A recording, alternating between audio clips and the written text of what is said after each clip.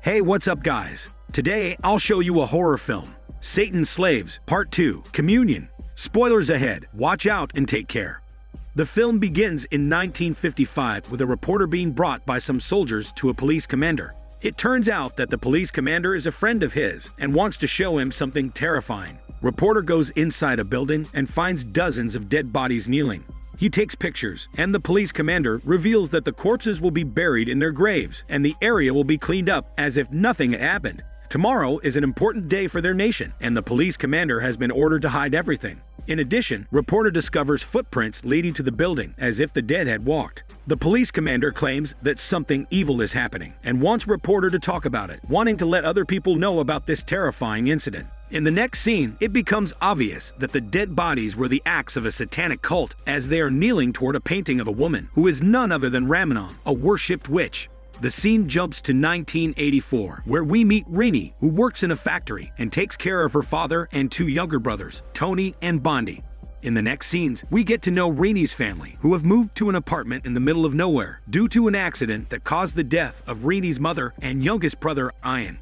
Later, Rainey receives a university scholarship, but she is unsure about whether to choose to stay with the family or go to study. On her way home from work, she hears people talking about a ruthless killer who has already killed more than 100 people. Later, we see the building where Rainey's family and dozens of other people live. It is completely isolated, with no other buildings around. It's in an empty lot on the outskirts of town, far from the hustle and bustle of human activity. Next, we see Rainey's brothers playing with friends, who find a grave covered with dirt. It is quite bizarre, but they don't give too much thought to it. Later, Rainey's family dines together, and she starts talking about the scholarship. Rainey suggests to her family that they move to a town near her campus, but her father rejects the idea, saying they will be safe here as an approaching storm will likely flood that city. The conversation breaks off and is replaced by television broadcasts predicting a big storm tomorrow. When Rainey goes to take out the garbage, she sees that all the doors of the other apartments are open, and the neighbors are acting strangely. When she's about to return, she notices that her neighbors stare at her and then leave. Later, we see a lonely boy throwing out the garbage. Suddenly, he hears a voice from inside the chute calling his name and asking him to open the door because it is hot. The boy is trapped for a moment but manages to escape. Then the ghost of his father appears, and he flees to his apartment. Getting inside, he puts down the picture of his father. It's implied that the boy locked his father in a room while it was catching fire, thus killing his father that way. That's why his father now haunts and torments him. In the meantime, Rainey and his brothers are sleeping when the TV screen goes static to show Ramnum's face, insinuating that something terrifying is about to happen. In the next scene, we see Reporter, who discovers a box left by the police commander before he committed suicide. He left Reporter a collection of evidence related to the Satanist cult found in the building in 1955. When he inspects the box, he finds several photographs of the satanic worshipping cult, a document that contains the symbol of a seahorse, an instrument that appears to be the Pier of Anguish, and also photographs of the building where he lives. The seahorse symbol is perhaps a reference to the Hirosei's cult, where members can access and watch numerous sadistic and horrific videos to satisfy their darkest desires. The Pier of Anguish is an ancient torture instrument that was used to torture witches. He also finds a photo of Rainey's father, along with other men, who were apparently all members of the satanic cult. The reporter decides to rush to the building, suspecting imminent danger. The scene now shifts to that building, where people are waiting for the elevator. A woman accidentally drops coins on the floor, and some of them end up in a hole. When the elevator arrives, all the people climb inside and start to go up. Soon after, some girls find the coins and start collecting them. In the process, the elevator above them malfunctions, and the only one who manages to get out is the lonely boy. The elevator is about to collapse, and one of the girls walks away and calls her friends, but they ignore her. Eventually, the elevator falls and violently crushes the three young girls. Almost all the people inside the elevator die, and the only injured survivor is revealed to be Rainey's father. Rainey says she will take care of the lonely boy, now that his mother is also dead. Reporter stops a cab to get to the isolated building, but the driver refuses because of the storm. Just then, a man appears and informs him of the elevator accident. One evening, Rainey's cute neighbor named Cutie listens to the radio, which begins to broadcast ghostly voices. She hears herself speaking on the radio program, expressing her grief at being confined in a small coffin, and then sees her own body twisted on top of the shelf. Cutie starts screaming in fear, and Tony arrives to see what is happening. She gives him the radio and asks him to throw it away. Meanwhile, Rinny is with the lonely boy and learns that he had an abusive father. Because of this, he and his mother learn sign language to communicate silently. He then shows the book discovered by his mother, from which they learned all the signs. Later, Bonnie brings food to his friends. The lights suddenly go out and they hear someone murmuring. Suspecting that the voice is coming from the hallway, they go to check, but find no one. They don't yet realize that this is the voice of the witch Ramon and that something terrible will happen soon. Meanwhile, Rinny tells the lonely boy that she's going to fetch some candles and asks him to wait for her. Rinny's brother Tony is coming down the stairs when he's approached by his preacher neighbor, who asks to help him check the victim's apartments. While checking, the preacher feels a backache, so he asks Tony to go check on the elderly couple on the 13th floor. Bondi and his friends wander around and come across a room where they discover that the building was built next to a cemetery. Another photograph shows the building 20 years ago, and it becomes obvious that it's exactly the place where the police commander found the kneeling corpses. In addition, all the photographs are dated April 17. The group realizes that today is April 16, and it is a few hours before midnight, which suggests that something sinister will happen. They also discover from the photos that the building hides a floor at the top, so they decide to take a look. Tony arrives at the elderly couple's apartment and notices that the window is open. When he's about to close it, the match goes out. When he lights it again, the bodies on the floor stare at him. Tony then notices water dripping on one of the corpses. When he starts to reposition the corpse, the match goes out, and when he lights it again, he's startled to see the corpses staring at him. He then goes out into the hallway, where a friend of his asks him for help. He accompanies him to his apartment and points to a hole in the wall. He says his fork has fallen on the other side and asks Tony to retrieve it because he is thinner. Tony goes through the hole, finds the fork, and hands it to him. When he tries to go back, he drops a piece of furniture. He discovers a photo album where he finds a photograph of his mother. When he looks up, he notices a vintage music record belonging to his mother, who was also a singer. Frightened, Tony quickly leaves the hole and returns to his friend's apartment. On the other side, Cutie walks around the apartment, frightened, and then meets the preacher, who suspects something is haunting her. He advises her to pray, and she will be safe. She goes to wash her face before praying, but she notices that the environment around her changes. She rinses her face once more, and everything returns to normal.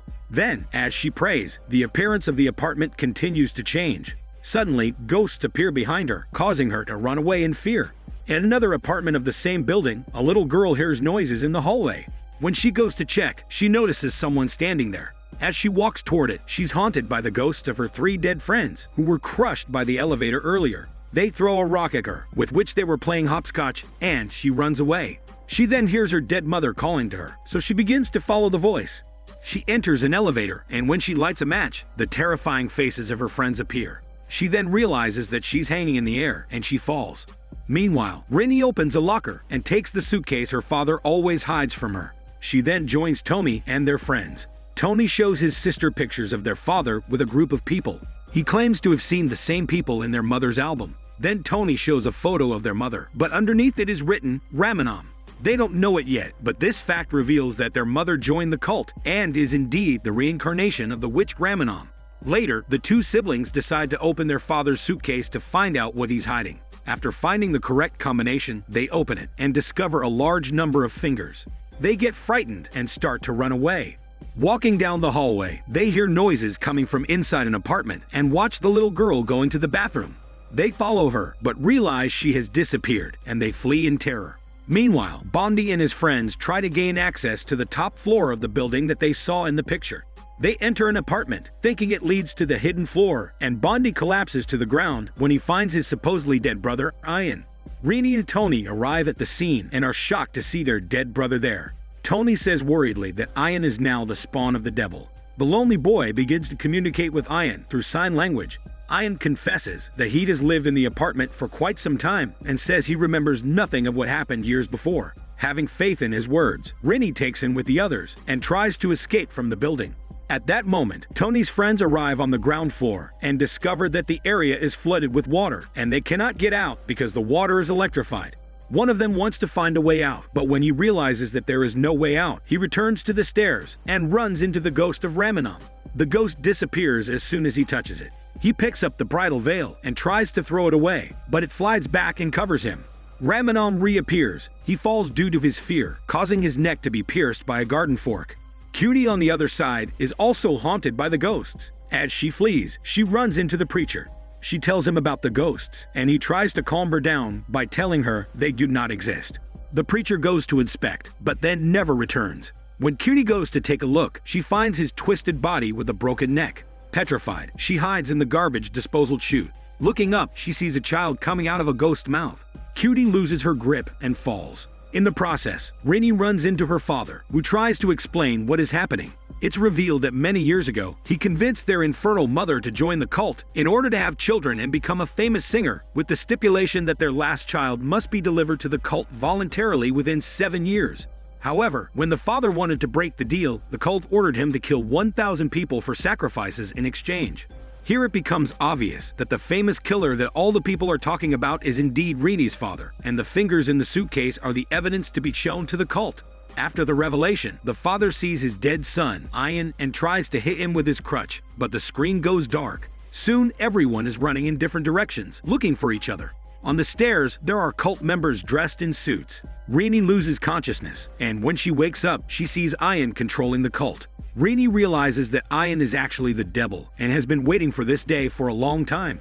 Apparently, the cult has been waiting for April 17 to sacrifice the residents to the devil and welcome a new member to their cult, which is Rinny. In fact, Ian gives Rinny the Leaf of Oblivion in an attempt to convince her to join the cult. As a result, Rinny wakes up in a cozy house and then heads to a classroom full of students. The teacher promises her that she can have anything she wants, but Rinny realizes that it is all an illusion. She spills the beans, rejecting the invitation into the cult. In her semi-conscious state, she observes Ian summoning her family members and torturing them. On Ian's orders, her father is brutally killed, with his limbs torn off by the horses. As Tommy is about to be executed next, Reporter suddenly enters with his gun and shoots the cult members. When Ramanon tries to attack him, Reporter pulls out the Pier of Anguish and opens the spoon-shaped pieces. Seeing that, Ramanon is suddenly pushed against the wall. Since Ramanon is a witch, she was frightened at the sight of this tool that was used to kill witches. An irate Ian tries to regain control of the cult, but the lonely boy pushes him away and stops the ritual using some gestures. Rinny uses a stick to hit Ian in the head and loosen Tommy from the chains.